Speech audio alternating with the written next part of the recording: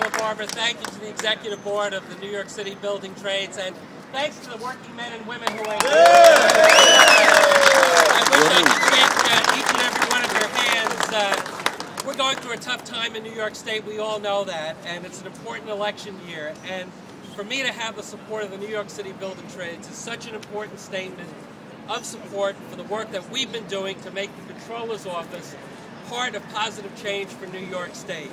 I've enjoyed a friendship with these unions and these men and women for a number of years, certainly when we worked together when I served in the legislature, and it has been my goal as Comptroller to not only keep an open door to labor, but to utilize the good ideas and the energy and the important values that the working men and women represented by Building Trades Council have, the good ideas that they have for moving our state forward. Gary LaBarbera, who we've worked with for many, many years now, I appreciate his mentioning some of the particular areas where we focused on. The federal stimulus money, a very important amount of money coming to the state to help our economy, to help balance our budget. Our goal is to make sure that when a contract is being let with stimulus money, it's not only being let in a timely basis, but it's going to a responsible contractor. And that is something that certainly protects the interests of not only the working men and women who are going to do the work on that contract, but on the taxpayers as well. We also want to be part of the growth. The building trades certainly know very well how this tough economy has ravaged us. We need to be smarter, and we need to be strategic about making investments here in our own state that could put men and women back to work. Isn't it time for that? That's why we talked about more accountability with a highway and bridge trust fund to get that money back to working on infrastructure, with our pension fund significantly increasing the amount of money we've made available for investment in New York State-based businesses. The economy is starting to recover.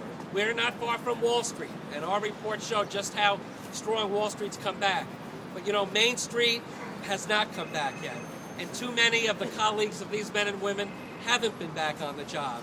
And that's what we all need to be dedicated to work on. We need to have labor at the table, government needs to be there, and certainly business leadership as well, so that as we're seeing some sprouts of recovery in New York State, we can do all that we can to maximize recovery so we turn around those unemployment numbers, and we can only do that by being in partnership with the men and women of labor. So let me just say thanks again to each and every one of you. And we'll look forward to a great victory in LA.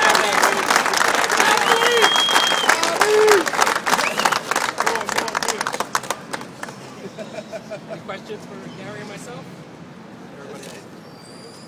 Is there too much city and state subsidy going into the Ground Zero? Too much city and state subsidy? We haven't done an analysis in terms of the amount. There's no doubt that redeveloping Ground Zero is a long overdue imperative. And I know there's been a lot of recent negotiation, discussion about how we can get it back on track, but I've not done any analysis of the amount of money and whether it's been too much. I just think we'd all agree for many important reasons relating to the economy and many important reasons for relating to healing the soul of New York, we need to keep that development on track. Controller, the governor today on the radio kind of took exception to your most recent report on the budget. He said something like, tell us something we don't already know, or whatever. And I was wondering if you heard his comments, what you thought of them. I didn't hear his comments. I would say that we put this report out to make the point that these kind of budgetary actions, gimmicks, if you will, that really serve to mask the enormity of the fiscal problems that we're facing, certainly have been around for a long time, but we've seen an accelerated reliance on them in recent times in the face of our tough budget and the tough recession we're going through.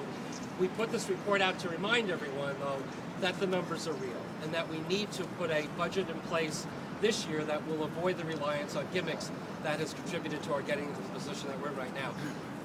I don't think anybody's disputed the numbers that we put out there.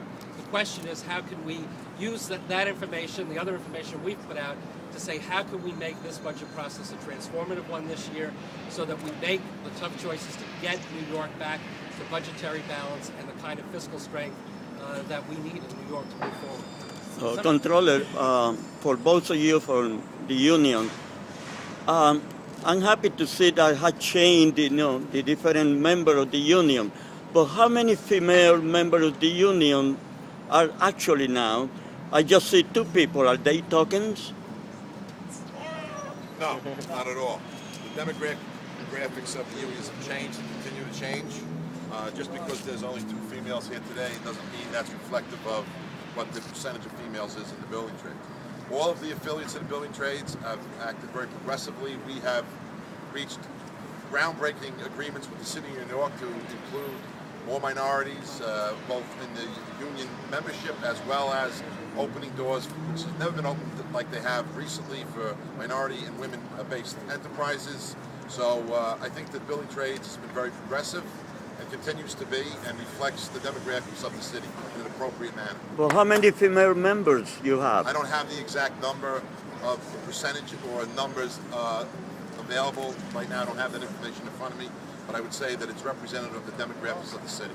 There's a construction freeze in the state, and some people say that that has something to do with some of the public sector unions being unwilling to accept concessions or make concessions in the recession.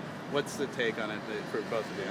Well, I would just say it underscores the importance of getting the budget done. When you don't have a budget in place, you're required to resort to some of these short-term options to just manage the cash flow. So a budget needs to be put in place so the construction projects can continue.